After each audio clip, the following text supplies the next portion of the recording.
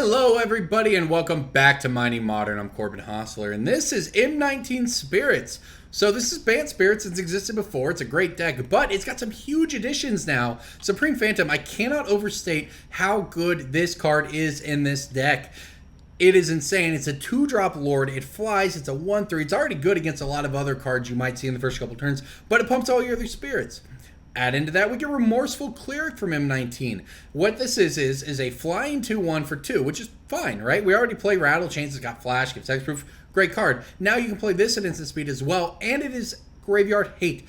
Exile all cards from target player's graveyard. Main deckable Graveyard Hate that you sometimes get at instant speed thanks to Rattlechains. So it might not seem like much, and not everyone has played this in their lists, and maybe it's a sideboard card, whatever, but I just love the idea of main deckable Graveyard Hate that you can get away with. You can get it off a company. It just gives you so many ways to interact in matchups that you could not interact with before with this deck. Now, the rest of the deck, as you might know, Mausoleum Wanderer got... I wish this should have been a Merfolk, right? But regardless, this card is insane. This is what Curse Catcher has always dreamed of being. Maybe one day it will be similar. We'll get something similar, but Mausoleum Wanderer, so good. Counters everything. You will sacrifice it to counter a spell equal to its power if they can't pay that. Plus, it gets 1/1 whenever another spirit enters. So... Supreme Phantom, Rattlechains, Selfless Spirit, Mausoleum Wanderer. That's a good start. Phantasmal Image to copy them all. Of course, Spell Queller, we know how good that is, exiling spells off the stack. Drogskol Captain. Other spirits get +1/+1 and hexproof. So now you have these great curves where you can just put out a bunch of lords. It has sort of this this critical mass of lords that Merfolk and humans and similar decks sort of have, and Rattlechains is sort of the secret lord of the deck, giving everything flash. But they tie it all together with Collected Company, Noble Hierarch to Rampy, Path to Exile for removal, Collected Company, great instant speed Spell Quellers, instant speed hexproof effects, instant speed Graveyard Hate. We have Selfless Spirit as well, instant speed indestructible. So much gets done with Company. Of course, a mana base to support it, and then onto the sideboard. Not a lot of spirits over here, but we do have Geist Saint Trap. This is when you just need to kill somebody. You play this. You can play it as early as turn 2 thanks to Hierarch, and then attack for 7 a pop before you even count any Lord's damage if you have a Hierarch. So, Thalia and Damping Sphere for the combo decks. Unified Will, again, when you just need counter spells, not just combo decks, but sometimes control decks too, etc. Stony Silence, Rest in Peace, Kataki, where you'd see them. Kataki, by the way, is a spirit. So when you're playing against Affinity or whatever, not only this is a creature, you can company into it. It's kind of the best great artifact hate, but of course Stony Silence is good as well. And then Worship, where those creature mirrors where landing a Worship means the game's basically not going to end. You know those. This is it, everybody. Bant Spirits with M19. It's a really fun deck. I'm excited to show it off to you. It's played out pretty well for me. So I'm Corbin Hostler. This is Mining Modern. Thank you for watching, everyone. Hello everybody and welcome back to Mining Modern. I'm Corbin Hostler and this is M19 Spirits in Modern, everyone.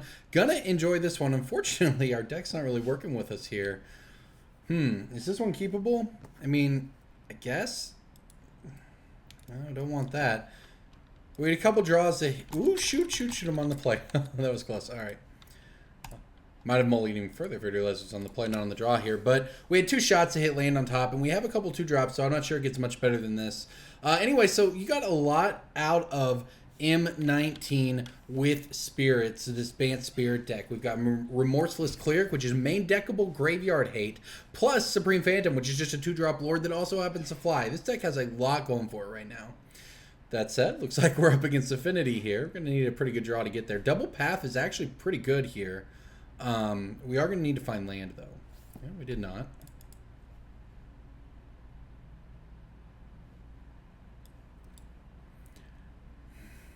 I guess I have to get a Hallowed Fountain here. And there's no difference between... I guess there's no difference between pathing now and pathing later, right? I don't think so. Let's see what our opponent does. If we can hit running lands off the top, we might be okay here. 3 paths can theoretically go a long way, depending on what kind of draw the Affinity player has. I like our sideboard for the matchup. We have some Stony Silences. We have some Kataki. Yeah, okay. Well, let's go ahead and path the Ravager here.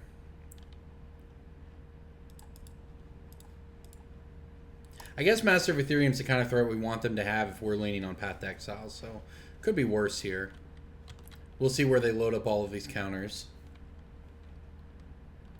They should just throw them on the Ornithopter. But we will see. Anyways, I think this deck, this Bant Spirits deck, it's a Collected Company deck, so you know I already like it, but I actually think it got a fair amount of help from M19. I mean, having another Lord, especially a 2-drop Lord, is huge.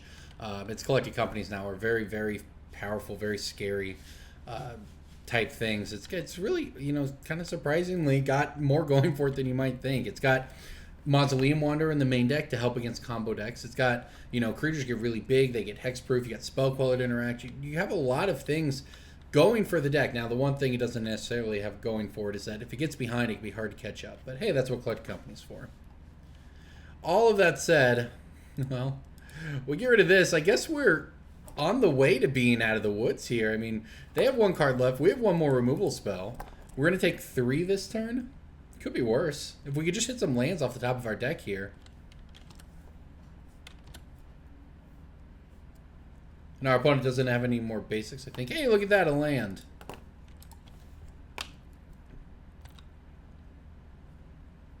Now, I might get pressed into, I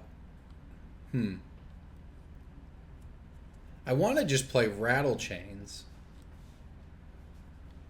Is it worth taking 3 here? Yeah, I think it is. We'll play Rattlechains. Hope our opponent doesn't have anything too scary here. Unfortunately, that is pretty scary. Alright, well, we can play Rattlechains, and we can hope to hit a land, ideally. Ideally, a white land. Any land would be great, though. Alright, here we go. Well, that's not the worst card ever. Unfortunately, it is very slow. And actually would have been better than Rattlechains last turn. So I'm just going to have to path the stupid Seal Overseer now. And unfortunately, this leaves us taking damage again.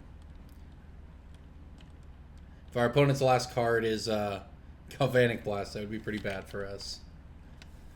You know, honestly, I might even have to trade my Rattlechains for this stupid Midnight just to get it off the board.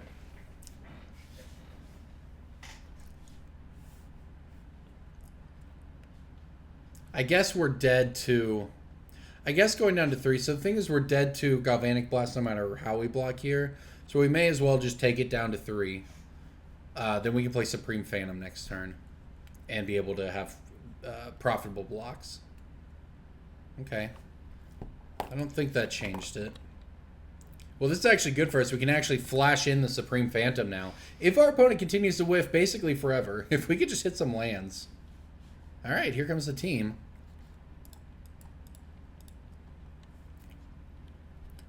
This is as good as it's going to get here.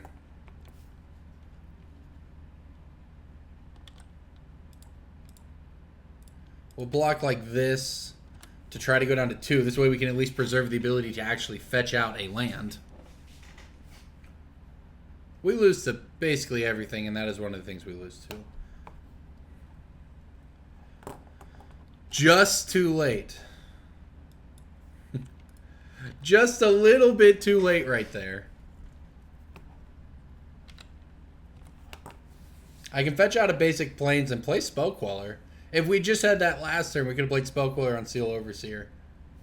Yep, team's big. Hey, look, we actually get to catch something with the Spell Queller, though. I haven't even done math to see if we're dead. I think we might not be, though.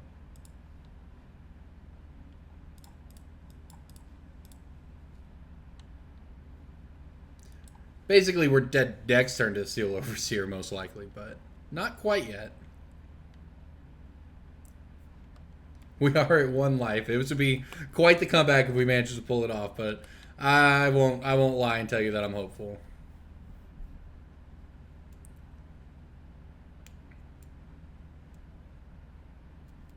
And now, so we have so many fetch lands we can't even do anything with. Our opponent's attacks here are fine. We're gonna, if they swing with the board, we have to trade our Rattlechains for a Midnight, which doesn't feel great, but... And then we have to hope to rip the 4th Path to Exile or an untap land to cast Collected Company to try to do something here. Yeah, hand was risky, but I don't know that mulliganing to 5 would have been any better for us. Look, our opponent actually did not attack there. I can understand why they didn't. I mean, all they have to do is activate Steel Overseer again, and they're going to get us in all likelihood here. What is it? Vault Scourge, huh? Okay. I don't think we have any way out of this. See if our opponent passes back again.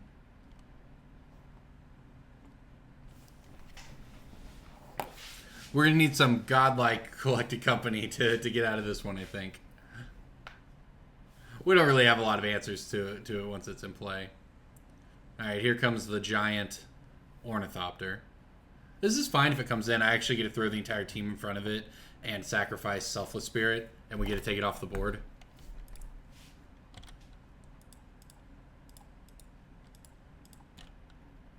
This is probably one of the better outcomes for us here. Not that there are many good ones.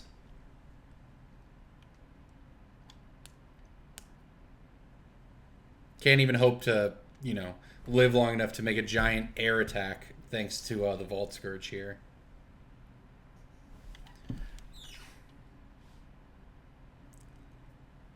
Our opponent's putting a lot of thought into this.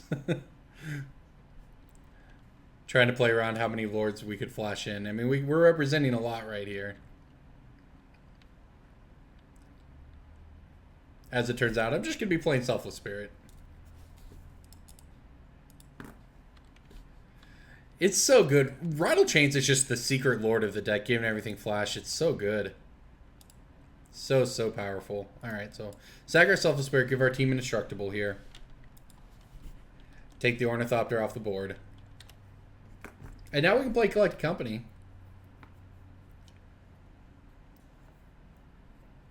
Well, that's not bad. Does that do anything for us? Our opponent gets to attack with a 4/4 next turn, which we can actually block by flashing that. Wow, I can actually just pass the turn right here. Can I attack? No, I can't attack. So depending on what my opponent does, I can play to collect Company or Drogskol Captain. I mean, Steel Overseer is obviously terrifying, but hey, if we just match them Lord for the rest of the game, who knows? No, I mean, I think, like I said, I think we're still dead, but we're at least in the game enough that I'm not going to automatically scoop here. For instance, my opponent's attacks right here are not even that good. We just play Drogskol Captain. And these, yeah, and they do nothing instead, which is understandable on their part, but now we get a free Collected Company. And who knows? We had 2 lords here. Maybe we got something going on. Well, we hit a lord and a Selfless Spirit.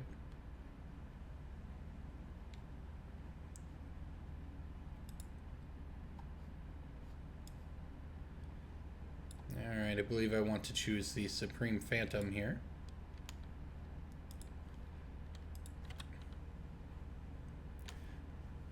Alright, so what if I attack and my opponent doesn't block? 6, 10, 14, 16. Wow, I have 21 if they don't block. There's no way they don't block, though, right? I have 6, 10, 14, 16 in play, and the Drogskol Captain will make it 21, which is actually a lethal attack, but they have free blocks, so I can't do anything here. Okay. It's crazy we're actually even in this game against a Steel Overseer, though. But hey, we get to play out either a Lord here or 2 2-drops. This could be... Wow, come on! All that work, that's no fun.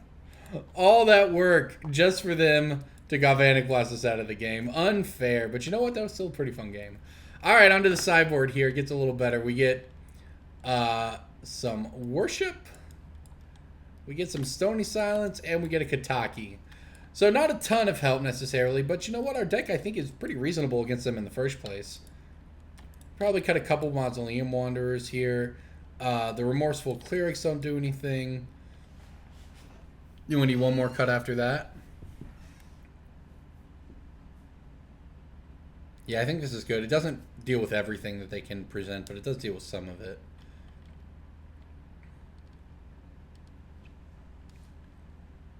These are actually just kind of surprisingly, well, we're on the draw. I think I'm going to cut a 3. I think I'm going to cut a Drogskol Captain.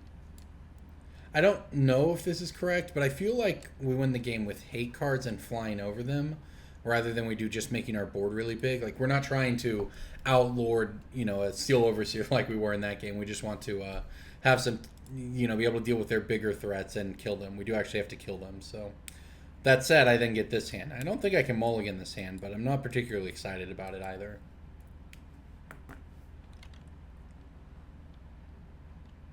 It kind of heavily depends on what their threats look like here. If it lines up where they have a Steel Overseer or something and we hit it with Path, that's great for us. But if their threat is a Cranial Plating or something, it's a lot worse.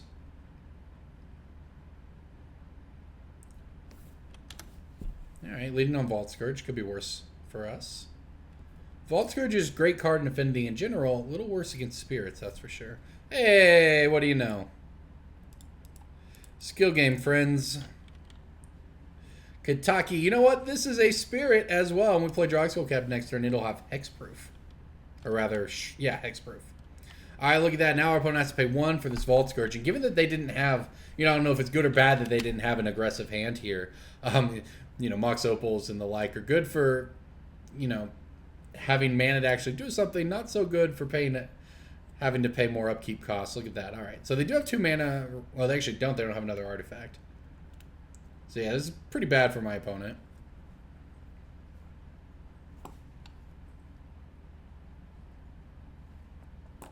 Galv Blast on Kataki, though. That's pretty good. That was certainly a good one to have in hand. Well, okay, so that's off the table. We do only, fortunately, have 1 Kataki in the deck. We have some Stony Silences as well. That said, we did slow them down. Now we get to play our Lord. I wonder if you could make an argument. And I'm not saying you can or can't, but I wonder if there's an argument to be made that I could have just held up Path there for whatever their 2-drop was. Next turn, play Drogskol Captain, then play Kataki. At that point, though, they have everything. You know, giving Affinity 3 turns before you, like full 3 turns before you play your hate card against them just doesn't seem that great to me. They'll have everything on the board, then they'll just pay for their relevant artifacts, sacrifice the rest of them to, you know, their Ravager or whatever. All right, well, we can at least deal with an Overseer. We need to hit, I guess Moorland Haunt is a card. All right, they have more. Another Vault Scourge. Okay. So 2 Vault Scourges. So Steel Overseer is going to be pretty good for them, except, hey, well, we only have 1 white, so it's actually not as good as we want it to be. But I will take it. I'll go ahead and Path the Steel Overseer. I believe they have an island in their deck to go fetch out. Which means I actually boarded in a lane. Whatever. Alright, so I can't play this no matter what I do, so I may as well play our land here tapped. And I guess just pass. There's no reason to attack for 2, get hit for 2, and have them gain 2 back. Next turn, we're going to set up the lock with double Drogskol Captain, giving our entire board hexproof for the rest of the game. And we do have another path if they have another threat here. So, as long as we just draw some creatures or collect a company, we're in business. Okay, never mind. I say that. Oh gosh, Karn's going to be pretty good. I think they maybe actually should have just minus Karn there. Creating the token probably would have been way better than me giving you a meaningless Springleaf Drum. They can just even chump block. This is not great for us.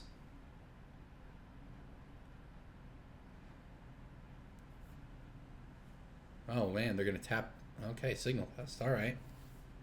Well, this Karn does change things quite a bit, and we're going to hit lands, which is unfortunate.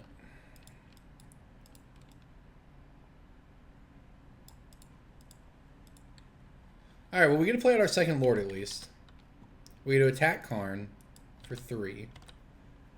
Yeah, I would have been much more scared if our opponent had just come in on 5, minused it, chump blocked with the Vault Scourge, and then minused again and had a bunch of really scary tokens. All right, well, nice part of having this hexproof 3/3 flyers. Our opponent's attacks are actually still kind of bad here, even with the Signal Pest. You can make 2 on Vault Scourges to get blocked. And with both of our creatures being hexproof, our opponent likely can't even take our creatures off the board. You know, they could have Whip Flare or something that deals 2 damage to non-artifact creatures. Something like that would be pretty rough for us. But what they're doing right now doesn't seem too terrible. And hopefully, you know, Steel Overseer is a card we can beat. See what else. They have 1 card left. Oh gosh, and it's a cranial plating. It's pretty good.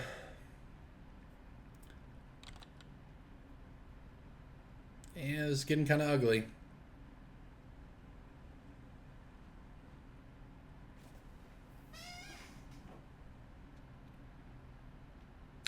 So this is weird, but I actually think I have to take this hit.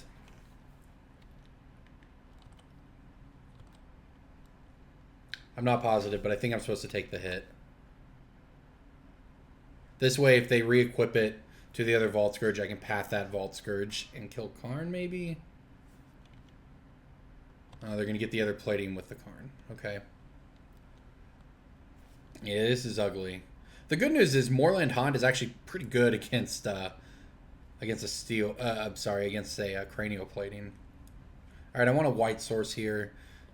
Hallowed Fountain, I guess. Doesn't really matter, but go ahead and get the Temple Garden. Alright, great draw there. Okay, so now I can double attack Karn, get Karn off the board.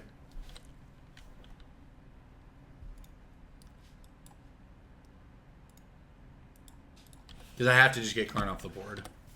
We might still be dead to the second plating, but we'll see. Thing is, I have Collected Company and Path when they attack, so... yeah, hopefully that... No, no! No! No, I misclicked! No! I wanted to Path the Overseer! Oh, that's a disaster. Can't believe that. Alright, well that's fine. They'll get one activation out of it. How bad could it be? How bad could it be, I tell you? Lure him into a false sense of security for this attack here. And as a matter of fact, maybe I needed to do this because my opponent can equip plating at instant speed.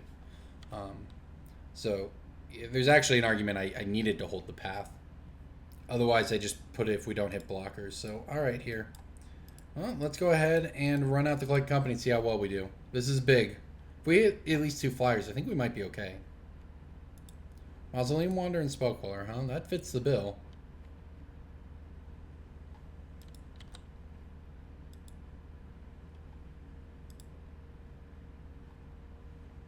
Alright, he even pumps it. Gets pumped because it came in at the same time as a... Okay, so it's a 4-4. Not bad. Pretty relevant, actually.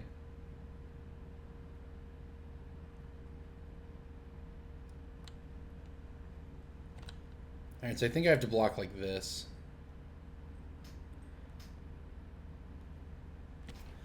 Let's see.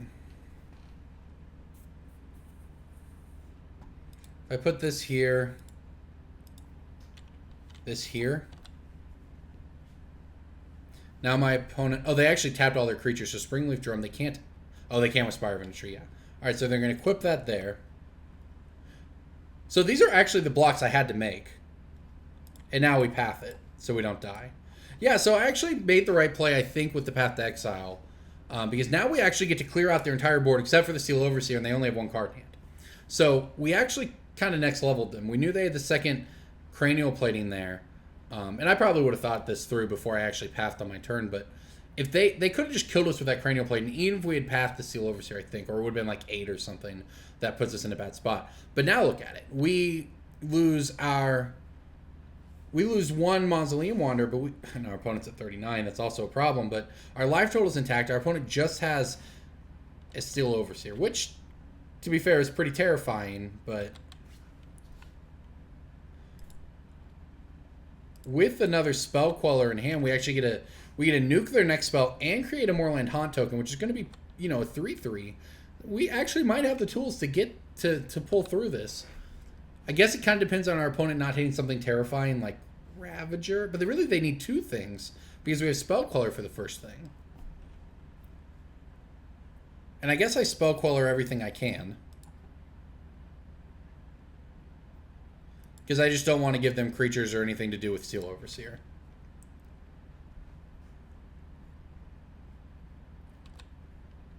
And also we need to kill our opponent, so...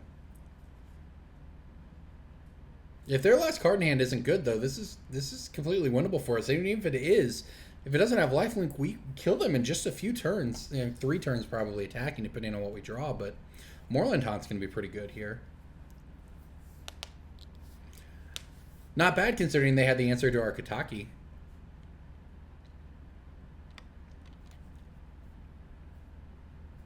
Just denying them the ability to put counters on a creature, I think, is pretty important. You know, if that last card they had in hand, it's probably Galvanic Blast for what it's worth. Think about it. A card that they haven't played. Sure, that's a big spot. It's a big Steel Overseer. I will block, though. All right, so...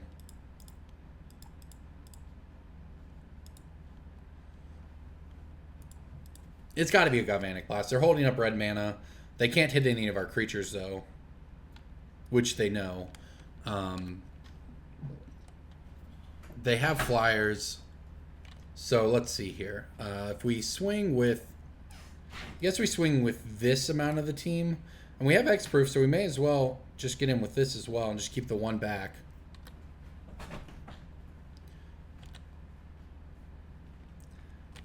Alright, so we're going to get in for, looks like 14 this turn. That's not bad. It actually means we might have lethal next turn, depending on what our opponent chooses to do. But we can make another token, even if there was some reason to need to. But if our opponent does nothing and doesn't play anything, do we have lethal? We'd have 6, 10, 14, 17, 20. So if they actually have nothing, we just have lethal in the air next turn. And given that, I think, if anything, they have 2 Galvanic Blasts. So I think our opponent actually needs to attack here. Although I'm not really sure if that... I mean, trading off with our Spirit doesn't do them much good either. They basically need a Vault Scourge or an Ornithopter. Something to block. I think that's all that they can have.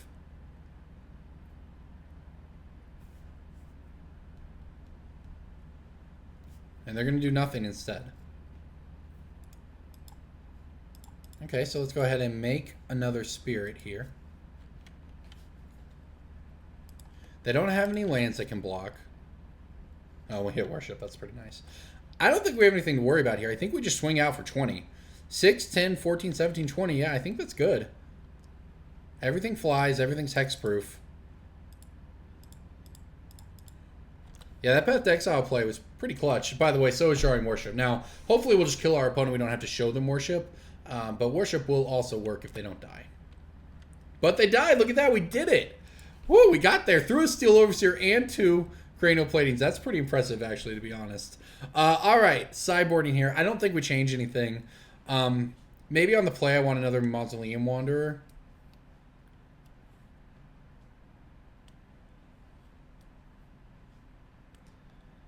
It's good at blocking Vault Scourge, but I don't even think... I think this is fine. We have 6 1-drops plus a pass, which on the play, having pass... I mean, it is a 1-drop. You don't always want it to be, but sometimes it is when you have to hit their 2-drop. I think this is fine. Don't want any of that. All right, let's see what we can do. Let's see if we can... Oh, God.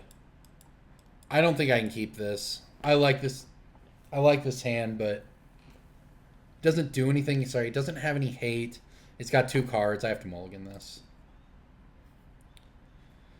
Well, and this is what happens every time you mulligan. You get a 1-lander, but look at that. We get a land on top. Now, problem with the land on top... Well, we're going to draw it. Great. Okay, so this actually might be fine.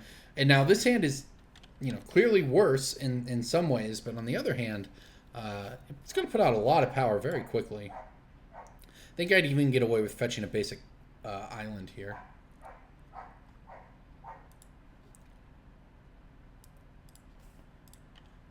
Yeah, we're going to do a lot of damage to our opponent with this hand. If we can just find one more land here. And our opponent did not have a great start, for what it's worth, either. I assume they're setting up for a good second turn here, but... But yeah, we get to go Supreme Phantom, attack for 3, and then hopefully play Spell Queller after that. That is scary. That is very scary.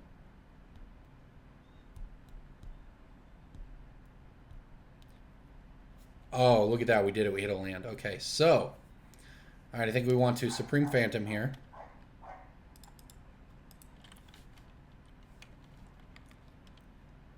Get in for 3. Next turn, Spell Queller, whatever they do. And then play Drogskol Captain and just try to kill him. I think that's all we got.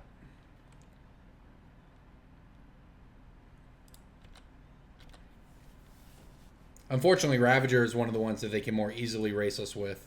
You know, if they find a... although our opponent only had one land here. All right, so they want to Gal Blast that. Yeah, I'm happy to trade our Mausoleum Wanderer for that, I think. We lose out on the... It would have been 2 damage this turn if we let it die. But after that, it would... You know, it would have been a fair amount of damage. It's possible... It is possible that it was correct to let Supreme Phantom go there. I'm not sure, though. With the Drogskol Captain and the Spell Queller, we can just do so much work with... Alright. Oh, Ether Grid, huh? That's pretty good. Well, now I'm glad we got rid of that.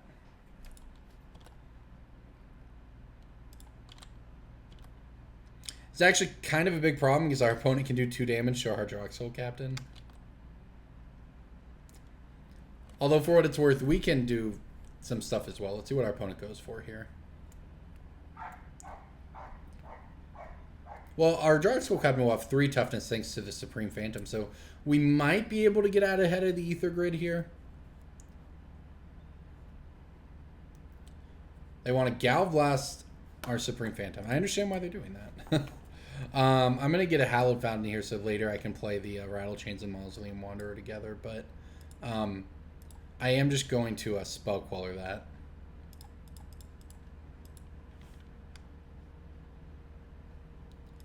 The trick to winning this game is going to be racing them through the air, not getting Gear Report Ether Gridded out of the game, and putting enough toughness into play that our lords don't start falling to the Ether Grid.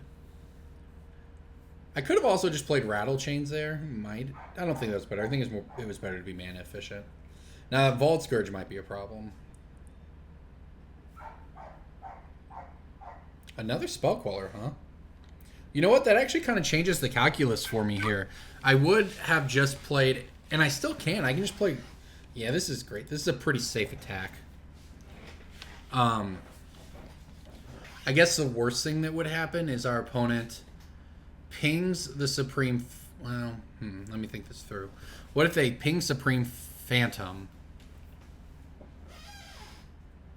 Or even Spell Queller.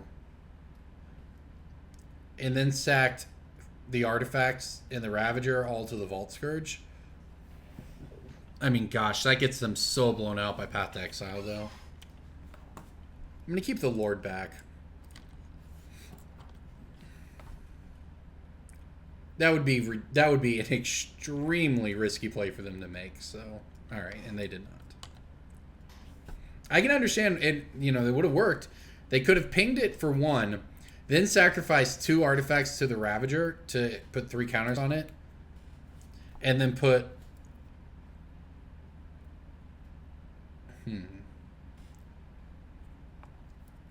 I'm gonna Spell Queller it.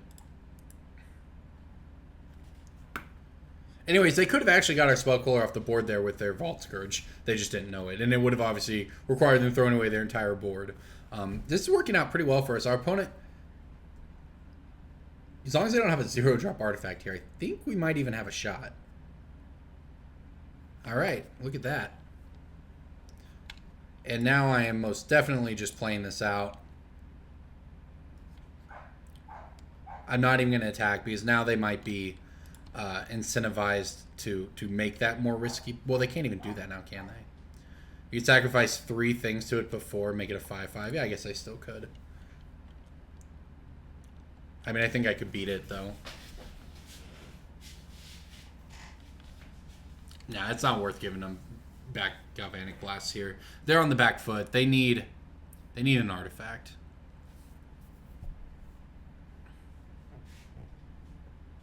They only... Oh, yeah, and look at that. They are going to go in on the Vault Scourge a little bit here. This has been a really odd game, but basically if my opponent is taking artifacts off the board, they're making their Gear Report Ether Grid far worse, which is very good for us. So, and in fact, making the Vault Scourge a 2/2 with the Ravager without doing anything else seems kind of odd to me. I'm not an Affinity expert by any means. And they shot me, sure.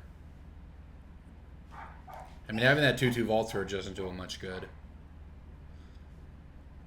Now they can't even get, unless their last 2 cards are artifacts or whatever, they have to be able to get this Drogskol Captain off the board.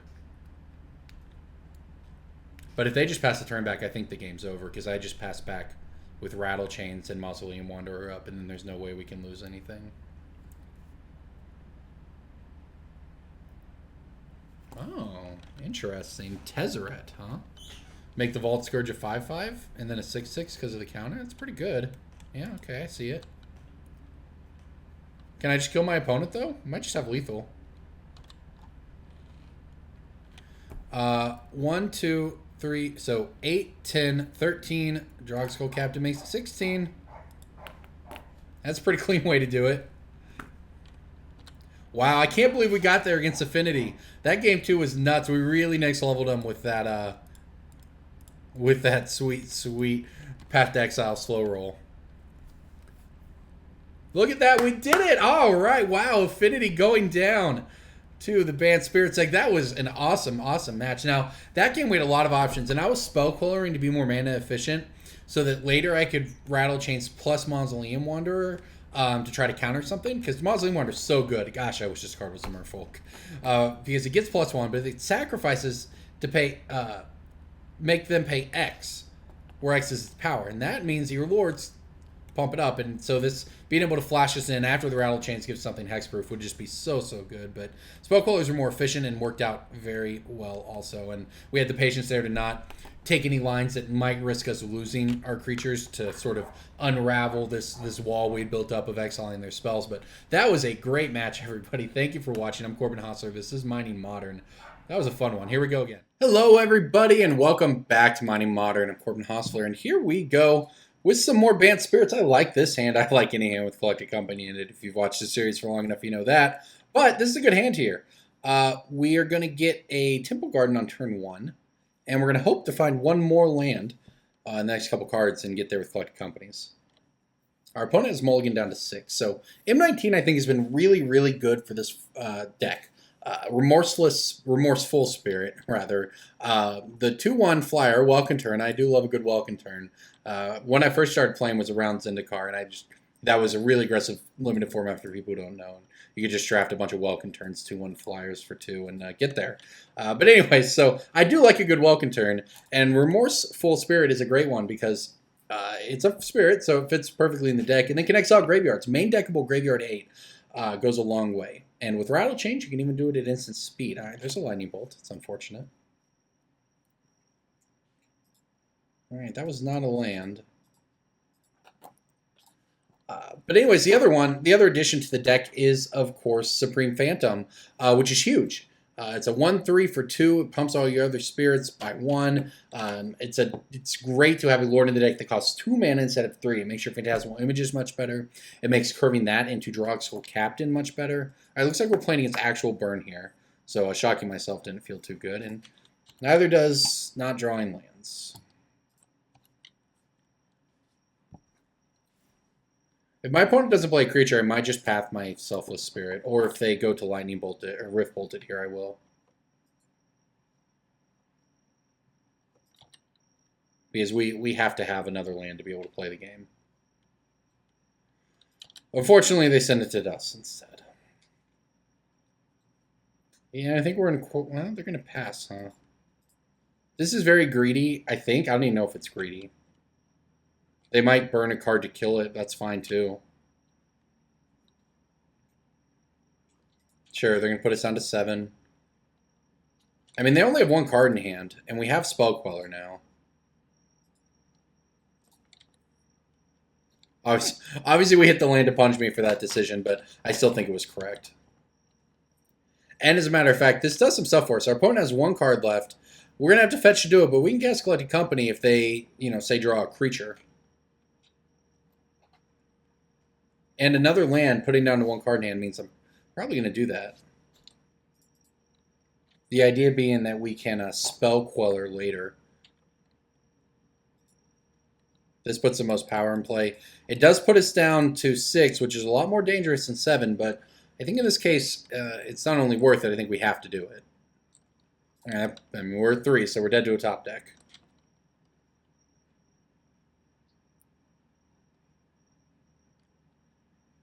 Mausoleum Wanderer might be good here. A couple Lords, it might matter.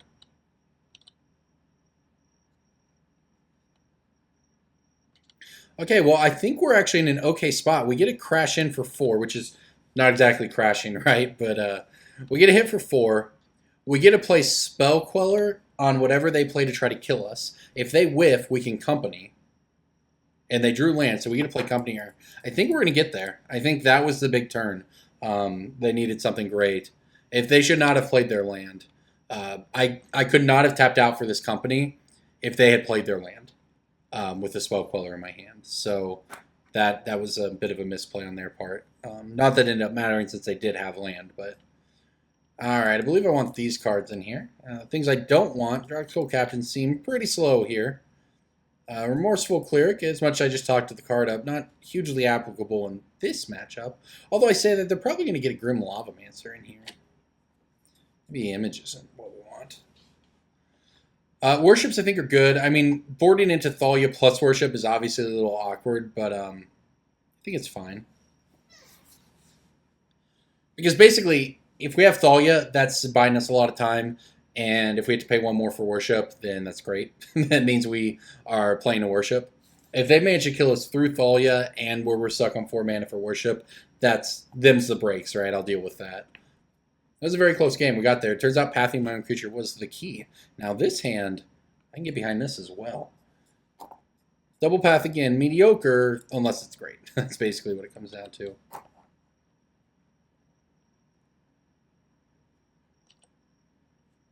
In fact, this is pretty awkward too with this Montessori Swift Spear, but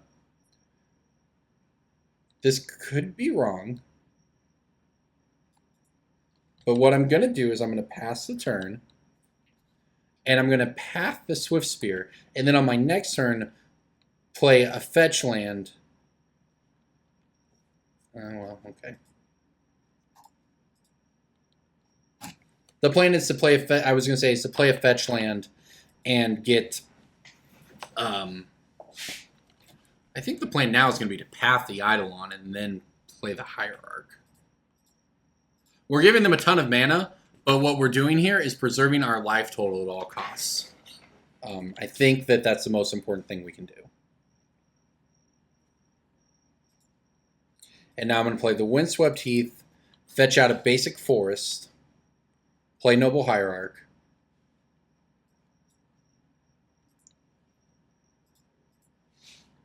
and pass the turn. Now, next turn we can play Misty Rainforest, fetch for a basic island, and cast Collected Company. So our opponent has 4 cards in hand. So there's a Log Spike. All right, so what we did with this sequence of plays, it definitely feels weird to play Noble Hierarch on something other than turn 1, right? But, you know, we preserved our life total at all costs, and given that our opponent's just popping off here with a bunch of burn spells, I think that it's the correct thing to do. All right, so I'm just going to pass the turn here, so that if they cast something to burn us or whatever, we can Company in response and perhaps hit a Spell Queller to take it off the stack. They have 3 cards in hand, which is theoretically beatable.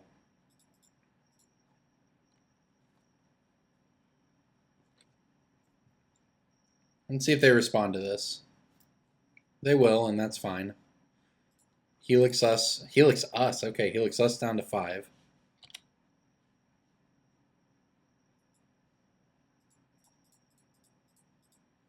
All right, let's play Company and see what we can do here. Spell Queller, Captain, and Supreme Fate. Well, I'm just taking the Lords. I'm trying to kill them. I think that's all we can do here.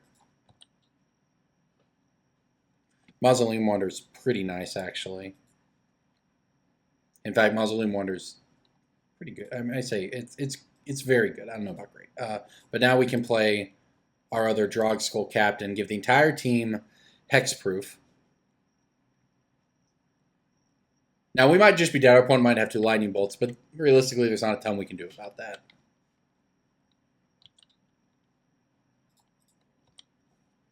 What is true, though, is that we have attacked our opponent down to 15, and we have 7, 11. We have 15 damage in the air. So if we don't die, we have what we need to win. I mean, we have lethal. I mean, Rift Bolting us down to 2 doesn't kill us. Now, Lightning Bolting us might. Obviously, we have to throw away our Mausoleum Wanderer here, and they might just have another bolt.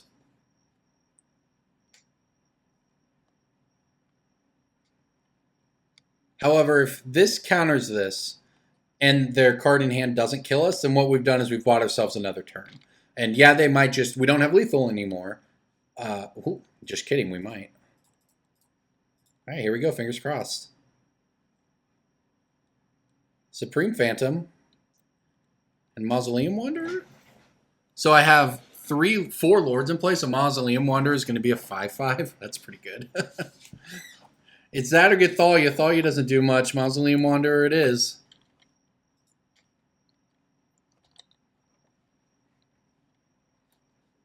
It is so close to lethal, but unfortunately 1 off. We're tagging for 14 instead of 15 here. Puts our opponent to 1. So, I mean, it depends what they draw. If they draw a 1-mana burn spell, they get us. But if they draw a 2-mana burn... Oh, we did it! Wow, what a game. If they draw... Oops, that's the wrong one. That's the wrong one, everybody.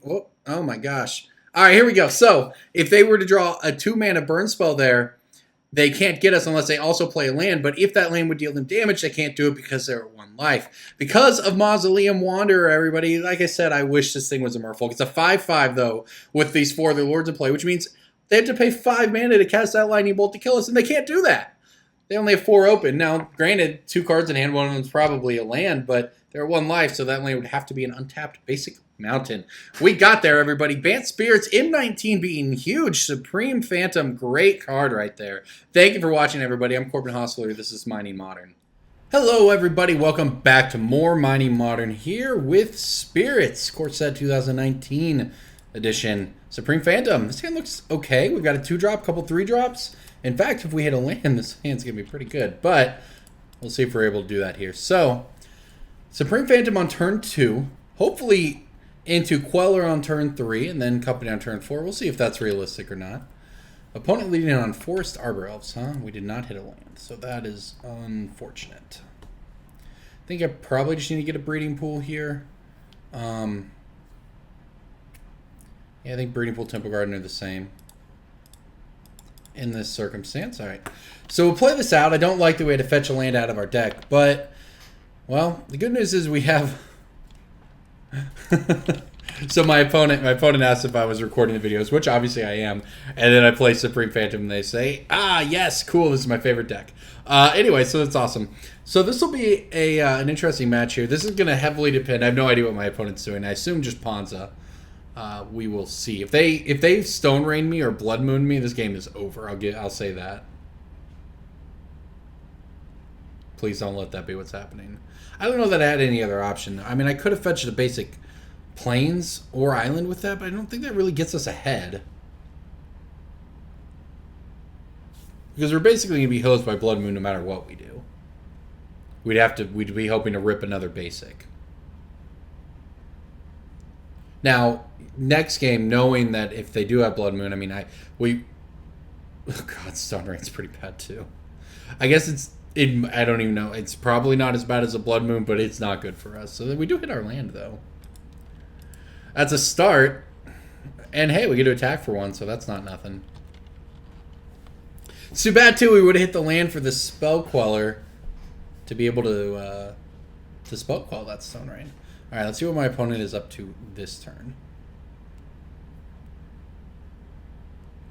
Here it goes. This is... Ponza... I don't know if it's a good matchup or not. It seems medium. Like, basically, if we'd had a Noble Hierarch on turn 1, it'd be entirely different. But now our opponent has access to 4 mana with that Utopia Sprawl on that 4. So they can tap the forest for 2, untap it with the Arbor Elf for 2 more, putting them up to 4. And that's Bloodbraid Elf mana or Piankir Nalar mana. I guess it's better for us. I mean, I don't know what I want my opponent to do, but playing a spell that doesn't destroy our board is a good start. That said, it is going to be a problem. We need to get lucky again here. Well, you know what? it's something. All right, so we'll see. This P and Kieran is going to be a problem, but I guess we can look forward to having mana next turn. Hopefully, anyways. Our opponent's also getting up to Inferno Titan mana that they now have, so... Our opponent has 4 cards in hand. I don't even know what I want them to have. I guess the best thing for us is if they tapped out for like a... Well, at this point, Blood Moon might not be that bad. We could fetch for an island and be okay. But if this is a Inferno Titan to destroy our board, that's pretty bad for us. Storebreath Dragon is probably the most beatable of the cards I could play, but even that's going to be a bit of a problem. At least Supreme Menace can block, or Supreme Menace. I keep saying that specifically because, and this is so stupid, right? Phantom Menace, right? Because it's Phantom. I just keep going. Anyways. Alright, so our opponent Stone Rained us again. I'd say we're basically not any worse off right now than we started the turn. And they're not even attacking. Okay.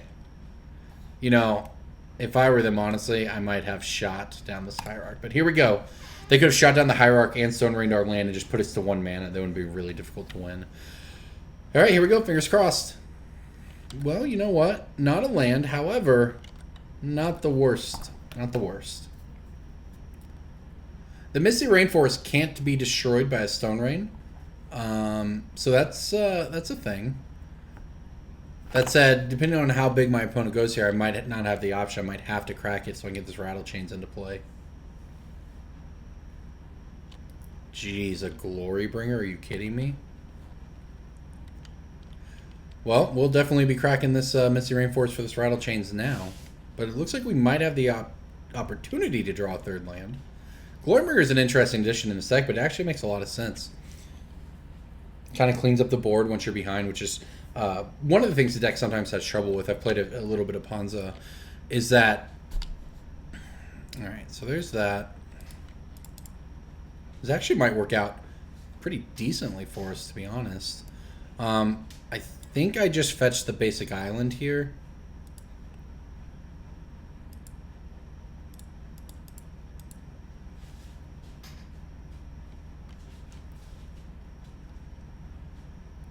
I haven't really figured out how we're going to beat the Glorybringer long term here, but this is at least good for the moment.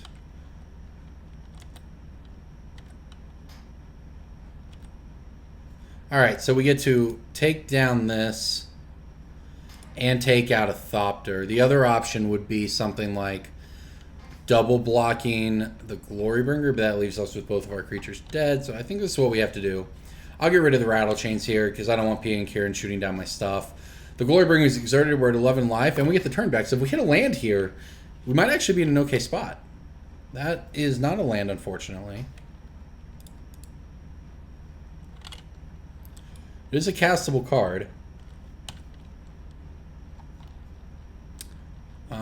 I guess I get in. Get in for 2 here. We do get to attack. By the way, everybody, this is not what this series is about, obviously, but a little Magic finance lesson. Now, I don't know about after the reprint, but this card was also in Shards of Alara, this specific basic land, this island. And a foil version of it's worth a lot of money. So if you ever have any foil of these from Shards of Alara, keep that in mind. It's like $5. It's not a joke. Sorry, as you might know, I have a podcast called Brainstorm Brewery. We talk Magic Finance. This is one of our favorite picks. Oh, God, there's the Inferno Titan. Alright, I think it might all be done for here. Stone Rain's pretty good. Turn 2 Stone Rain's very good. Alright, so they're going to just take down our Supreme... Okay, our opponents they're giving us an opportunity to play our cards, but I think we're probably too far behind at this point. That's a lot of big stuff. Yeah, get on in there. Alright, well...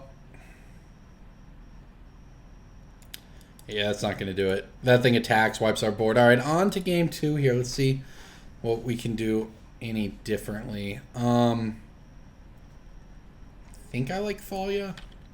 I'm not positive, though.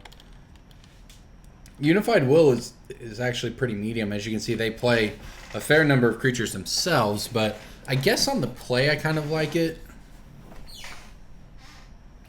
I can get rid of the Remorseful Clerics, probably. I guess this is it. You know, I don't want Worship. They have Inferno Titan. They have Glorybringer. They're going to be able to kill our creatures. They're not really going to burn us out. Thalia is the other one that's interesting, but again, it can just, you know, it can be very bad. And not to mention, it does hurt us to a non-zero. I think I like the Unified Will, and I want to try to go 1-2, and then, you know, ideally have like a Rattlechains or something in play. where we can play at instant speed, including Unified Will if we need to for, say, their their Glorybringer, their Chandra, or Stormbreath or whatever.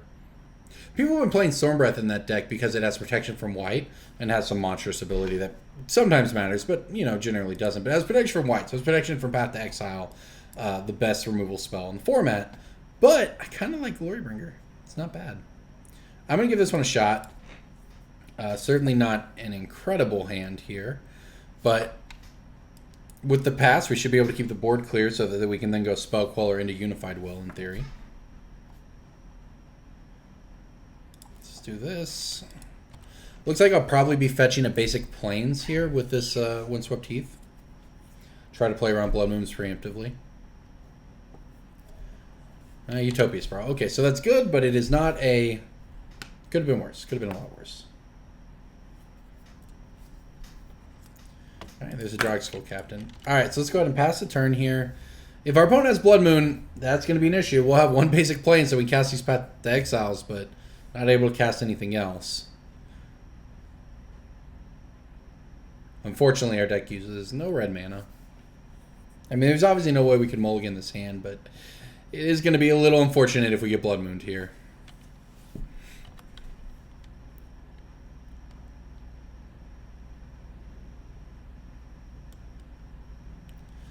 Ugh, man, come on. We're just getting hosed by having all these 3-drops in hand as they destroy us on 2 every game. I'm not even doing... I don't even feel like we can do anything different. I mean, we have 1,000,000 1 and 2 drops in our deck. We have 4 Mausoleum Wanderers. We have, like 8 2-drops. We have plenty of cards that we can play here. We just have not drawn them. We've drawn 3 mana cards in both games and got kept to 2 mana every which way. So, and of course, that is what Ponza does, but it's also just an unfortunate draws on our part because there are draws we can have where Stone Rain does nothing, and instead we're just going to get completely blown out here.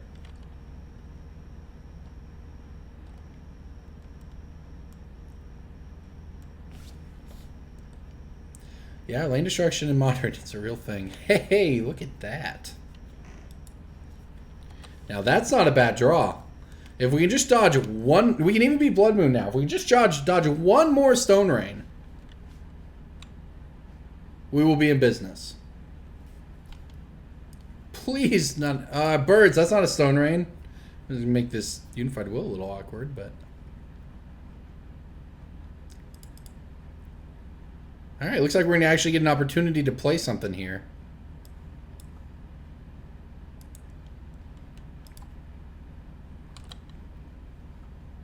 Alright, so we are sort of Blood Moon proof here. We actually get to cast our Spell Queller. So this could work out. Our opponent either plays something 4 or less that we can Spell Queller, which would be great, or they play some 5 or 6 drop that we just Path to Exile.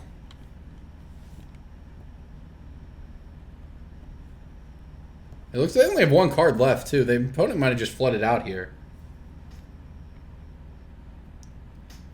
So they did nothing, huh? I'm just going to play Spell Queller for no value.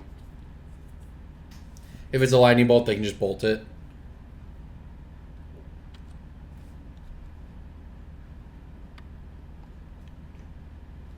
Well, this is a weird play. Okay. I'm honestly considering imaging the Birds of Paradise. On the other hand, our board as it currently sits, if our opponent doesn't have a Lightning Bolt, can Path to Exile their birds. I know how... Stick with me here. Path to Exile the birds, and then Unified Will, whatever they play. I think I'm just going to play Drogskol Captain, though.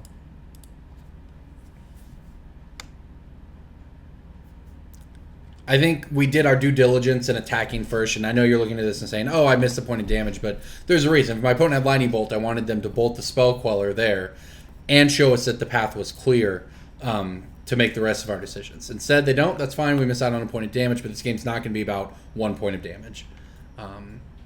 We hope that whatever they play here is something we can handle. And we actually have a lot of options with this Phantasmal Image in hand. Even if they do have an Inferno Titan here, which certainly looks to be what they're aiming for,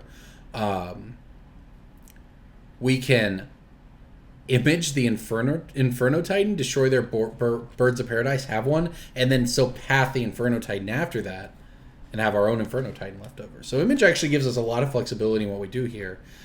As long as we don't get Blood Mooned or Stone Rained again, that is. Jesus. On our planes, too. Oh, man. Alright, well. What is this? Please don't be too bad. Oh, you've got to be kidding me. Okay, well, we're in a top deck war. We're trying to top deck lands. They're trying to top deck not lands. Hey, I'm good at Magic. I don't think there's a reason to put this into play untapped. It would just be if we need to path something, which we can do next turn when we image and path. That was a big draw right there. Now, please, no more Stone Rains. That's all I ask. Thank gosh. All right, an Arbor Elf. We can beat that.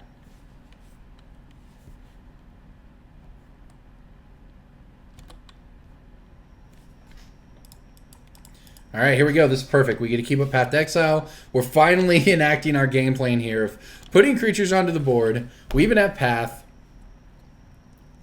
Oh, God, they got something. You've got to be kidding me. When does it end? I'm not going to have any white mana after this. That's fine. It is what it is. I'm just going to image our Supreme Phantom and try to kill him. Hey, I'm going to continue to be good at this game. Our opponents had pretty good hands too, though, for what it's worth. Alright, so we'll copy our Supreme Phantom. So we got 2 Supreme Phantoms now. We do attack for 2. We even have Path to Exile if we need it. And starting next turn, we can untap with Unified Will up. So we're essentially trying to fade like one draw step here from our opponent. If they don't do something backbreaking with this turn here, I think we're going to be in an okay spot. Definitely not blocking if they attack. Not running into another Anger of the Gods. Oh, look, they are attacking. Oh, what is this? They just have a Lightning Bolt. Okay, that's fine. I was going to say, if it was Anger of the Gods and I blocked, then I'd have a point of damage and 3 kills that one, which then moves a point of toughness from this one, and it dies, etc., etc. But it seems fine. We're ahead in the race, one at a time here. And we even have a Spell Queller here. I'll have to fetch out a Hallowed Fountain to do it, but anything but Inferno Titan, they drew land, so that's great for us. And now if they come in with the attack, I'll just block probably. Yeah, I think it's correct to do this. Given that this does a lot for us, yeah, we get, no value essentially right out of the Spell Queller, but we get to take a creature off of their board. We get to go up to 2 on ours. So not only does it increase our clock because we now have 4 power in play, which will kill them in 3 turns, but now Unified Will is just a hard counter and should be able to take care of whatever they have going on. Hey, and even better, we drew the Rattlechains we've been looking for the whole game.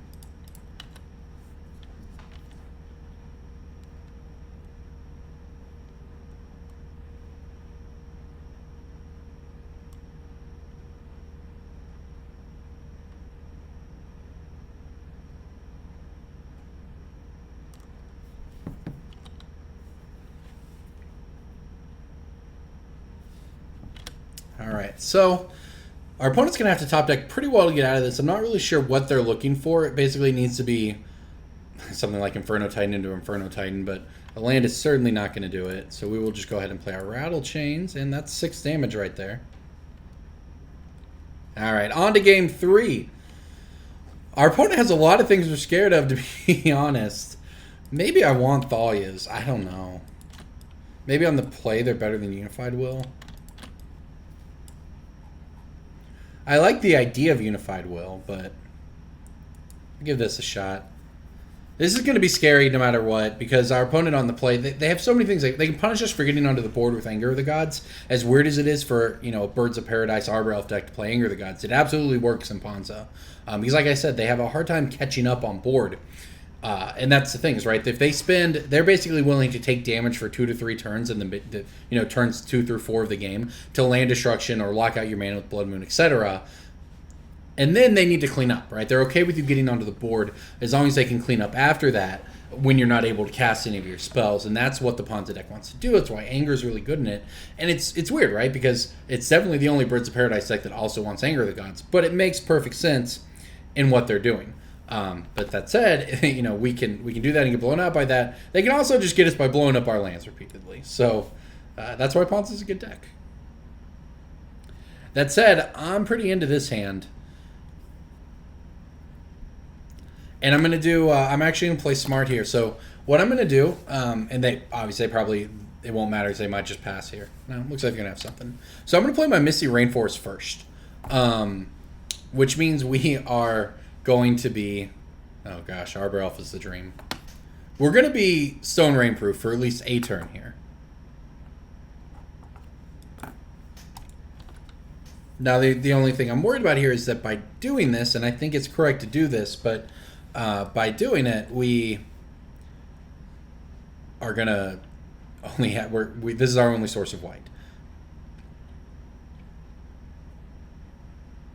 Which might actually lead me to play the Selfless Spirit instead of the Rattlechains first because of that. Obviously, it depends on what we draw next turn, but also our opponent's just popping off here, by the way. It's turn 2 and they have 4 mana.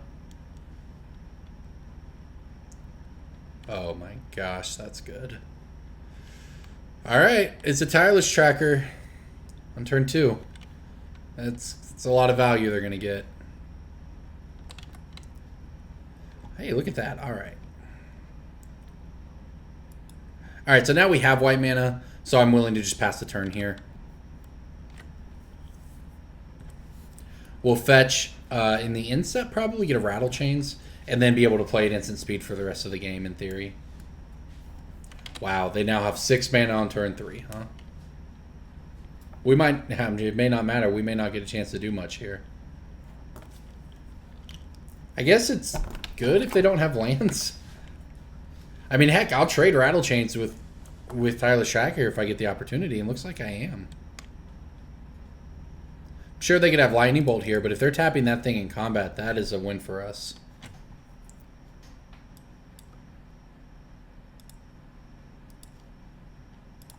Obviously a little rough to shock ourselves here, but I think it's necessary.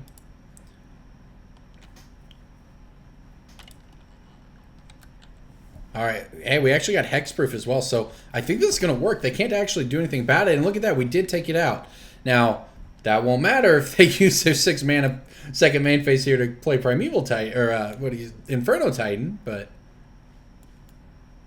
Oh my gosh. Okay. Path to Exile or bust. Fun game. That's why Ponza is an awesome deck right there. This game played out so much differently than any of the others, and yet played out very powerfully from them. We're just like, is this red for both of these? Red. So they can tap for 1, 2, 3, 4, 5 red. So we're actually just dead. They can just fire breathe this thing for 11, and then the 3 from it hitting us. That's insane. I guess I need to represent Path to Exile, or we just literally can't play the game.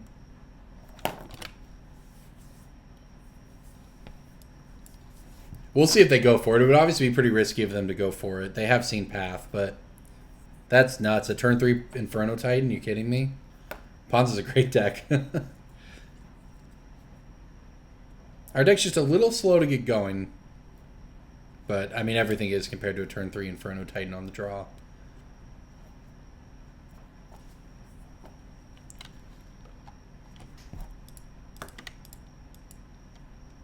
Path? Alright, not Path. Let's see if they go for it.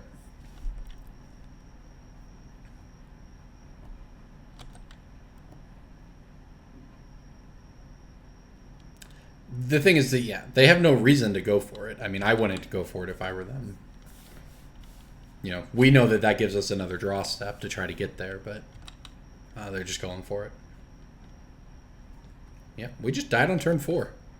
The land destruction deck just actually killed us on turn 4. That's pretty sick. That's, yeah, good, great. Oh, they even got the bolt. I can't even be mad. That was nuts. All right, good game, Ponza. Good game. Thanks for watching, everybody. Hello, everybody, and welcome back to Mining Modern. I'm Corbin Hostler, and this is Bant Spirits, but with some M19 cards. You see it right here, Supreme Phantom, Remorseful Cleric. So this deck, I think it's gotten quite a bit better with M19. So this hand, by the way, is also going to be pretty fun, but what I'm saying, I think this deck has gotten very good with M19 thanks to these two cards, and specifically Supreme Phantom, right? Let's not joke. This is the big one. It's a 2-drop Lord. It's a 1/3 flyer. The deck has so many 2-drops that are so powerful, from Rattlechains to Supreme Phantom. It's got a lot going for it. Phantasmal Image can be very good. Selfless Spirit. There is a lot going for this deck now, and now you can main deck this or not, but hey, it's still a 2/1 flyer. I like me a Welkin Turn, but this is a Welkin Turn that will also allow you to have main deck Graveyard Hate, which can be very, very powerful, and it's target player even, so it doesn't even mess with your own Moorland Haunt. Now, we desperately want some lands here, but we'll see what happens. Our opponent's fetching. Let's see if they have so they're just going to bolt our Mausoleum Wanderer, maybe? They're going to want to path our Supreme Phantom. I'm not going to allow that. Actually, I might. I kind of want the land. To be honest, I might let that happen. We'd still get in for 2.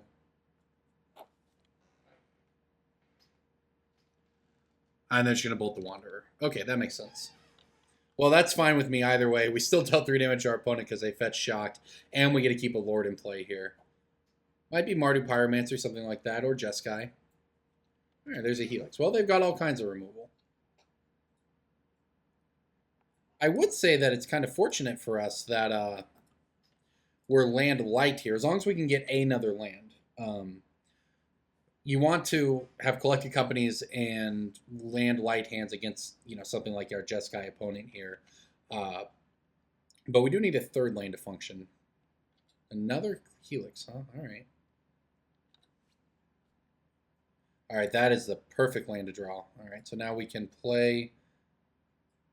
do this the right way here. Play out our Mausoleum Wanderer. Play out our Remorseful Cleric. Now I'm doing this first because I want Mausoleum Wanderer in play when we try to go for the Drogskol Captain next turn. Also, getting Remorseful Cleric in play makes Snapcaster Mage far worse for them, and that's one of the reasons why I held it over the Lord. So even though in some ways, hey, it's sort of less useful than the Lord over the course of the game, but the first thing our opponent is going to do with their Jeskai deck is play all their removal, and the next thing they're going to do is play their Snapcasters for their removal, and that's why I want the first removal to be pointed at the Supreme Phantoms and not at the Remorseful Clerics, which can actually, sort of quote-unquote counter the Snapcaster Mage.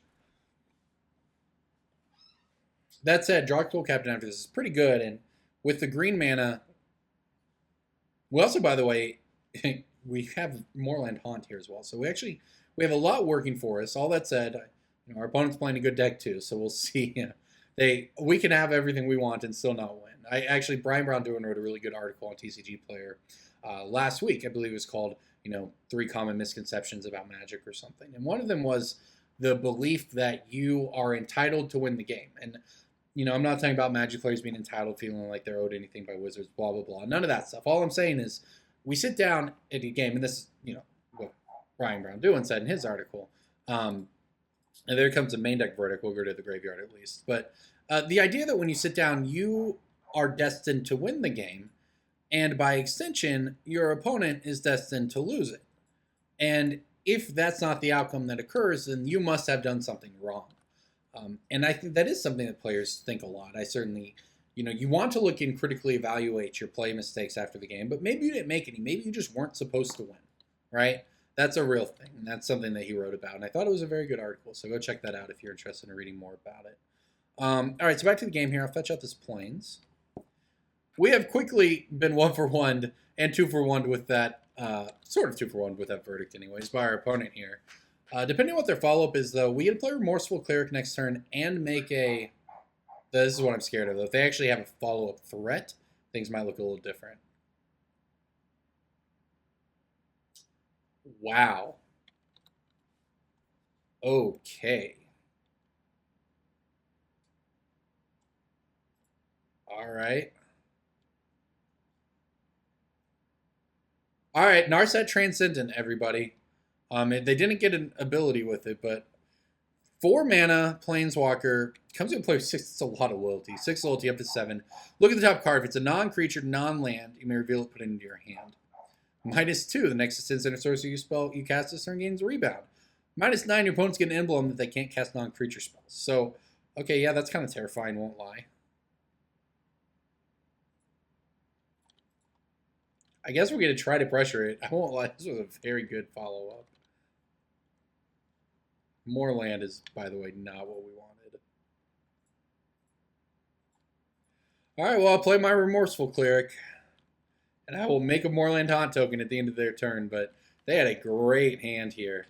Removal, removal, removal. Narset Transcendent. It was removal, removal, Wrath, removal, Narset Transcendent. That's pretty terrifying, actually. And there's the Snapcaster, huh?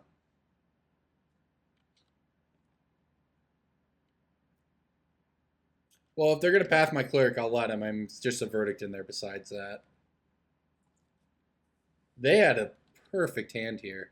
And this is what I'm saying. You know, we've drawn a, we've hit lands, but now we've hit a lot of lands. And yeah, this is kind of the idea. The idea of that I don't think we've done anything wrong this game, but we could easily lose this game. I mean, at least I get to get most of the land out of my deck by this point. All right, let's hope they miss, I guess. They did not. Oh my gosh, I hit Search for Azcanta. This deck is insane. I want to play this deck. Narset Transcendent, are you kidding me? That is awesome. All right, well, let's make a token.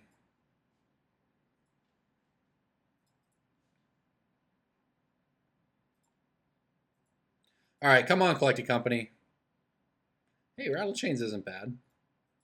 All right, well, at least we don't have to worry about Narset ultimating quite yet. That's so good, though, getting to free roll that Search for Azcanta off the top, and now they get to scry with Search for Azcanta every turn, more or less. They get to put that in the graveyard. They get to up Narset Transcendent. This is going to be very difficult to win. Let's see, we need them to miss on this. They did not. They got a Logic Knot, huh?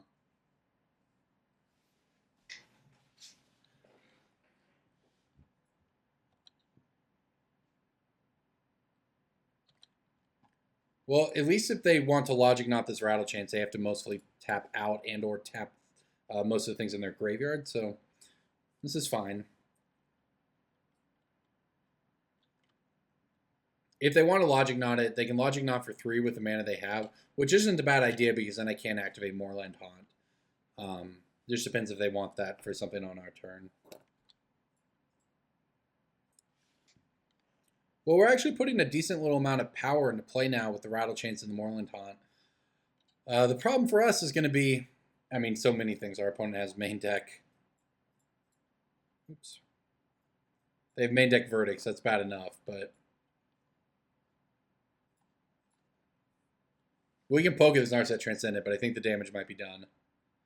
And they're going to Field of Ruin or Moorland Haunt. I think we have one left. We have a Forest in here. All right, so we have 1, 2, 3, 4, 5, 6, 7, 8. We only have 9, 11 lands left in our deck, and 2 of them cycle. So, all right, fair enough. I don't know that we're going to get there. This Narset is real good, and this Search for Azcanta is going to get there too. But maybe if we hit something very good right now. That was very much not what I was talking about.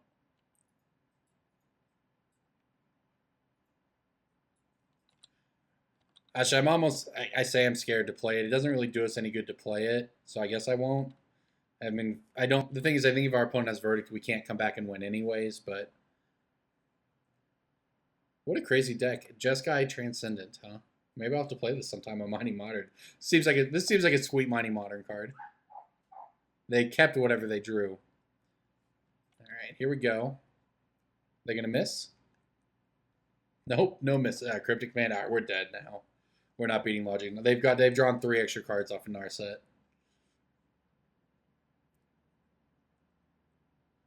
Yeah, this one is all over. One thing our deck does not have is Cavern of Souls. So I based this off of the list that Zan Syed played at the SCG Team Open last weekend. This is very close. It's not an exact list, but it is very close. So there are no Cavern of Souls because the mana base in this deck is pretty difficult, to be honest. It's 3 colors, but you need blue on turn 1, you need green on turn 1, you need blue-white, you need green later. It's got a lot of difficulties in terms of the mana base. So it makes something like Cavern of Souls. While it does help a lot of times, Cavern of Souls can cast your Mausoleum Wanderer on turn 1. Not very good at casting your Hierarch unless you want to name, something you don't want to name with it. All right, so I guess Spell Queller is a card. At least it has Flash. I guess all of our spirits have Flash, to be fair. I guess the best thing that could happen is our opponent Cryptics.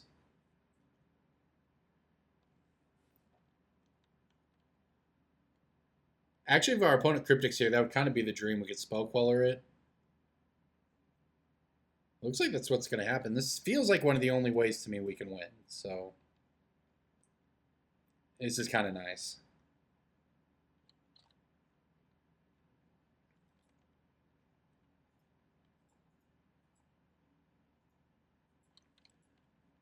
All right, I'm still not feeling great about where we're at here, but that was kind of a gift that our opponent went for a Cryptic command that they didn't actually have to do. They could have just taken the hit and continued taking up Narset. But I understand why they did it too. You get a card in your graveyard for the Search for Esconta, you get a cycle. I mean, it certainly makes sense for them to go for it there. We just happen to draw a great card against it. All right, so they put a 5th card into the graveyard with Search. Basically, we need them to have nothing. Here we go. We know they have Logic Knot. And they didn't get a card there. Can we get Narset off the board? I'm not convinced we have a way to beat Search for Esconta in the long game, but getting Narset off the board is certainly a start. And here comes Snapcaster Verdict. I was worried about that. And I could have exiled it earlier with the Remorseful Cleric. It would have cost us a land at the time. I thought, at the time we had cards to play, I thought getting the land would have been good, but maybe not. That'll slam the door on this one, though.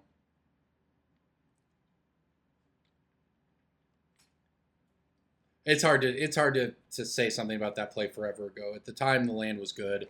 We were trying to cast spells and play activate Moorland Haunt. It certainly made sense. Our opponent actually went for the bounce on their Narset, so they can reset the counters next turn. Well, Spell Queller, unfortunately, does not hit Narset. Also, unfortunately, I think I just have to... It gets Logic Knotted. Alright, I don't think we can win no matter what we do. I guess what I do is wait for the Search trigger to go on the stack.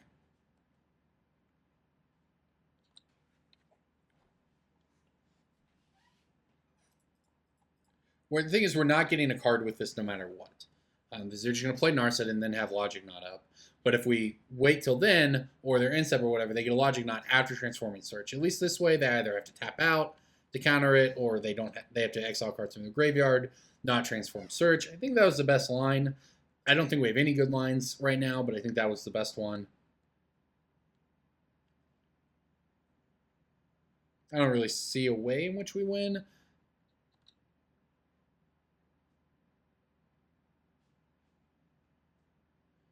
And we poke this thing for 3. Oh god, they're giving me something rebound. GG.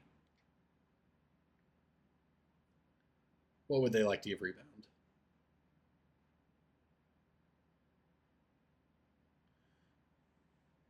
Okay. Hierarch down. They've actually tapped out, though. We could hit Collected Company here and take Narset off the board. We got a shot. Fingers crossed. Mausoleum Wanderer not going to get the job done.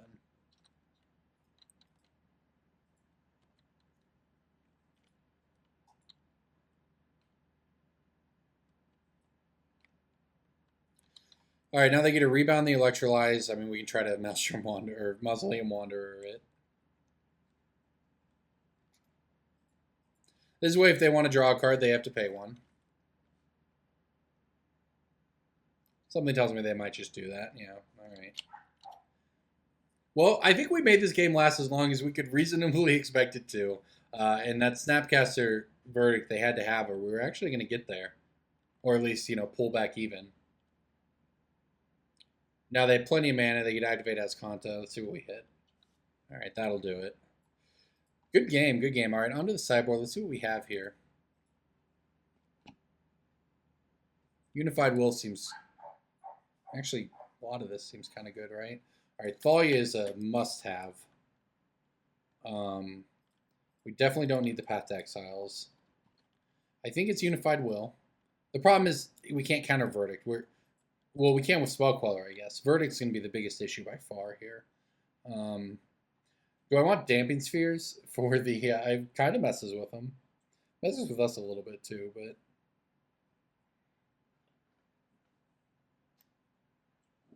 I could cut an Illusion for, like, a Rest in Peace. Yeah, that probably hurts us just as much as it hurts them. The Clerics are what we want here.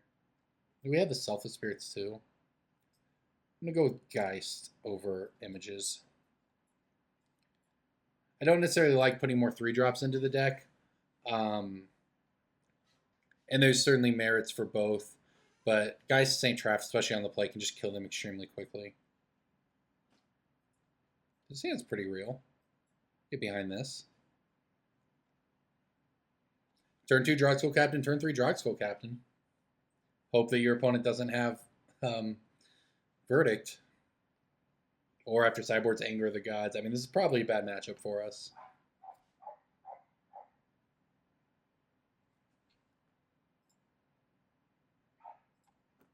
Well, we'll see what we can do here. All right.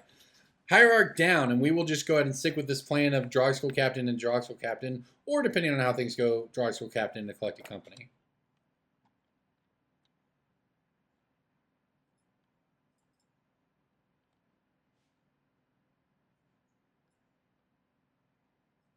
I guess I can be greedy with my mana base here.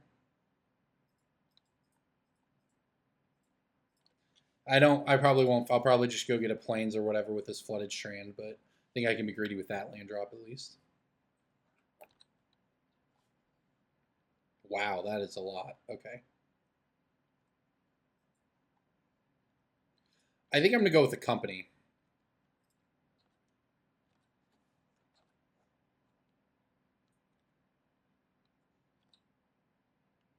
Yeah, I think this is what... I think I want to go with the Company here.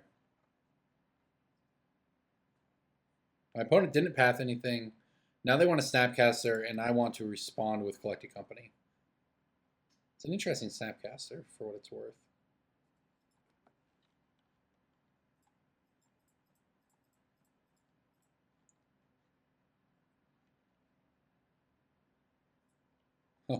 Oh, yeah, look at that. So we even get a Spell Queller or Snapcaster Mage off the stack, which, to be fair, might not even be good, but it is something we get to do. Now we have a lot of damage next turn, so what we did not do is hit a Selfless Spirit, so we're just trying to dodge Verdict here. But even if they do have Verdict, I guess we get to keep playing creatures after that, but this game's going to come down to Supreme Verdict. Well, that tells me they do not have Supreme Verdict. That, or they just don't want to take so much damage next turn, but still taking quite a bit with this guy's St. Traft out there.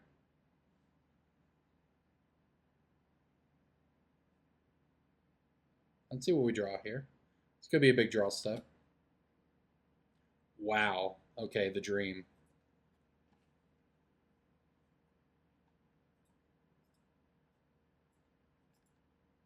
Oh, this is great. So we play out the other Drogskol Captain, which, well, I say that. I guess it depends on when our... Perfect. They're going to pay costs. I love it. They're going to path our Spell Queller. Okay.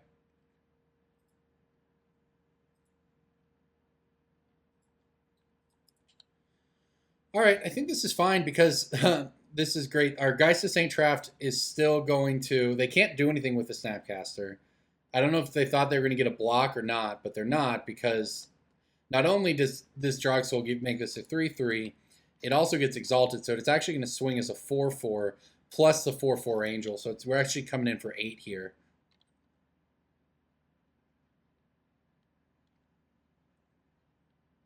Yeah, and now the perfect answer, because our opponent might, hey, they might have the Supreme Verdict here and blow us out, but instead Thalia resolves, and now they can't verdict because it costs 5, which means we get to crack in for a ton of damage next turn and hopefully in the game.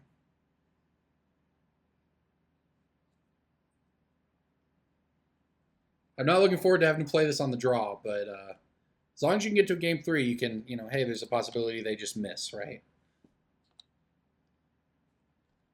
Okay, well, here we go. If I play this, we get in for 1, 2, 3, 4, 5, 6, 7, 8, 9, 10, huh? Unfortunately, 10 is not lethal.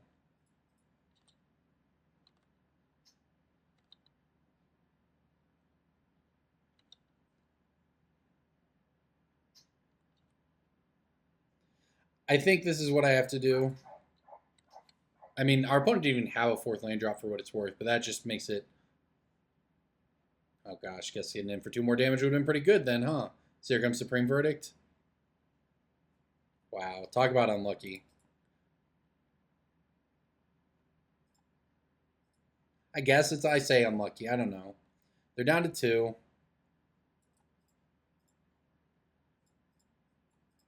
I wanted to have a follow-up. That's obviously why I made that play, because, the thing is, if they go fetch land and get a basic there, we lose, right? So, there's a lot of ways that could have gone badly for us if I do play. And obviously I have the second verdict here.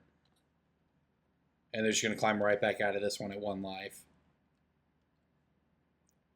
And that was our big turn. I don't know. Was throwing in 2 damage to try to get him to 2 instead of 4 worth it at the risk of exposing a creature to Supreme Verdict when we didn't have to? I thought my follow-up was pretty good, but we also then hit land, and at least we have some amount of flash creatures in our deck, so that's a thing. And any threat we play is lethal. So, yeah, I mean, we have obviously have collected companies, but we also have Rattlechains to try to get there. All of that said, I feel like we're pretty far behind. Our opponent gets to do whatever they want, like electrolyze us. Now they get to transform Search for Ascontin. They don't necessarily have a ton of land to play with it right now, but all they need is a 1-mana spell to get there. So, I mean, they theoretically could just play activate Search for Ascontin for the rest of the game and kill every threat we play until, they eventually have enough mana and enough cards to turn the corner.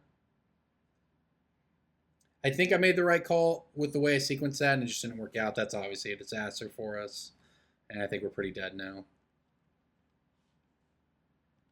Collected Company, I think, is basically going to be our only out, and there you go. It's Collected Company. Well, our opponent's going to go for Search for Ascontin in the end step here. We might do something about that. We might not. I actually have a stop set in my end step so we can see what they hit first.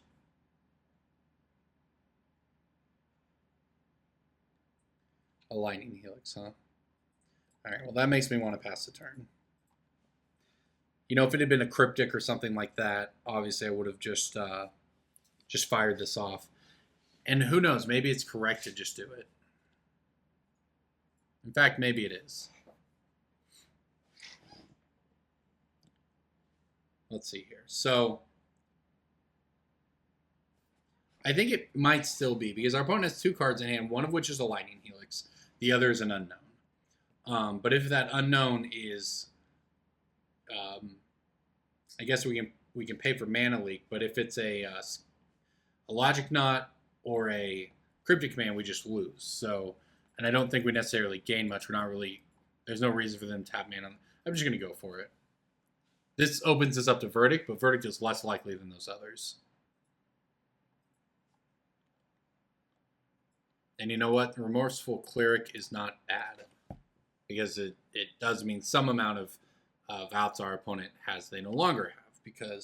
And at the very least, if they fire off the Lightning Helix at the Remorseful Cleric, we'll be able to exile their graveyard and make future Snapcasters worse.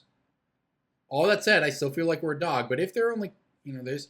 So the great thing about this too is the Lightning Helix targeting Remorseful Cleric, we get to exile their graveyard and they don't gain the life. Fortunately, they just have everything, because here's Snapcaster in response. They're not going to gain life, but they are going to get to Helix our Rattlechains down now. Yeah, all in all, our opponent just had everything in all both these games. They stumbled a little on land this game, but once they turned the corner, which they did by literally 2 life.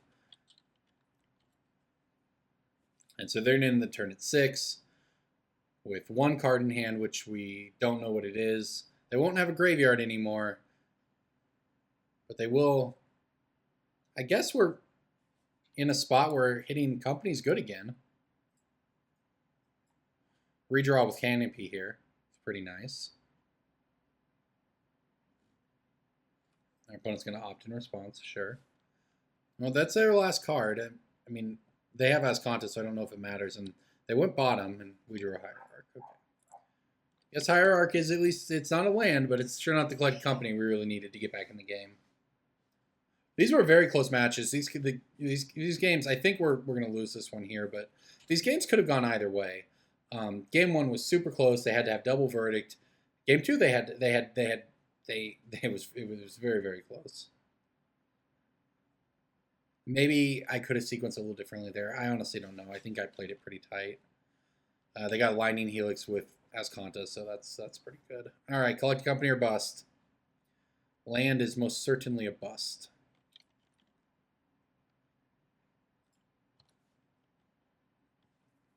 Our deck has some good top decks, but it's definitely a deck that wants to be on the battlefield. We really only have Collected Company as a catch-up card, and we do have bad top decks in the form of Noble Hierarchs and Mausoleum Wanderers and so on.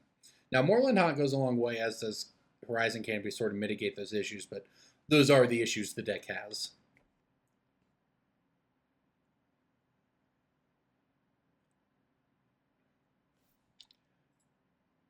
All right, Supreme Phantom, get on in there. 1/3s. Our deck is great when the opponent is playing creatures, as you saw in the Affinity match earlier, and we want to play that creature game with them. Our deck is quite a bit worse when we're trying to play catch up against a control deck. I still think it's fine. I still think our deck is by and large, I don't know about favorite against a deck like this, but it is certainly winnable. We have a lot of flash creatures. We have companies. We have hexproof. Yeah, they're just going to kill us. All right, so things can definitely, I mean, it can go either way. Unfortunately, it did not go our way this time around. Here comes the nail in the coffin Ascanta activation. Basically, once your opponent, it's just like standard. Once your opponent finds Ascanta, like they're searching for it, but once they find it, game's just over. The Merfolk live here, and once the Merfolk are in play, you can't lose. It's really that simple. I guess, hey, we got a sweet blocker against Snapcaster Mage here. Not a great sign when your opponent goes Lightning Helix to the face, though. Also, they got a path with the last search, with the last Ascanta activation. So this one is all but over. Dovin Bond with Ascanta. What a deck. I love it.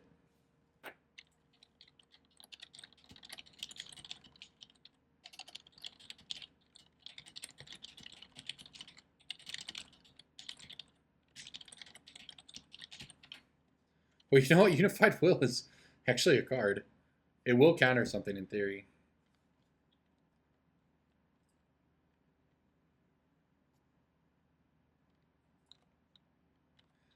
Our opponent has Path for our Supreme Phantom. I assume they're going to go for Dovin Bond, huh? Dovin Bond in Modern. But you know what? It works in this deck.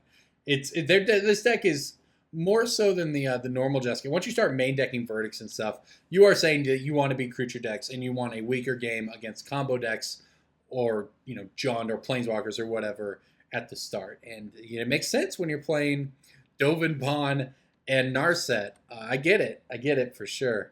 But we're running a creature deck into a deck that is very well set up to beat creature decks. Dovin Bond, huh? Well, they have passed, so I guess I have to let this resolve. My opponent, I mean, it seems to me they're just toying with me. They probably should have just pathed our Supreme Phantom and been attacking with this Snapcaster Mage, but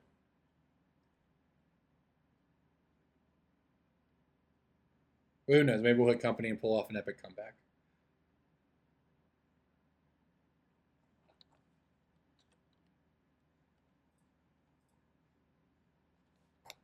Get Mausoleum Wanderer in there, just like I always wanted. All right, at this point I have to attack, and I try to get the Dovin Bond here with the Supreme Phantom. In fact, they go for the path here. I might just go for the counter. We need to get Dovin Bond off the table, right? Otherwise, it's going to give one of our creatures -3/-0. And its abilities can't be activated. It's actually kind of good. Maybe Dovin Bond's better than I thought. All right, so we did it. We countered the Path to Exile. Are we actually going to get through? Wow, I think we did it. Hey, look at that. We did it. Dovin Bond off the table. Small victories. Very, very, very small victories. Yeah, the 2/2 Mausoleum Wanderer kind of causes problems for that, because if our opponent had, say, Lightning Helix or something in hand, they wouldn't have been able to actually resolve it against our Supreme Phantom there. So they're losing Dovin Bond no matter what. I just don't think they care. I think they're going to be okay. They're just looking for another Lightning Helix or Snapcaster Mage to finish this off.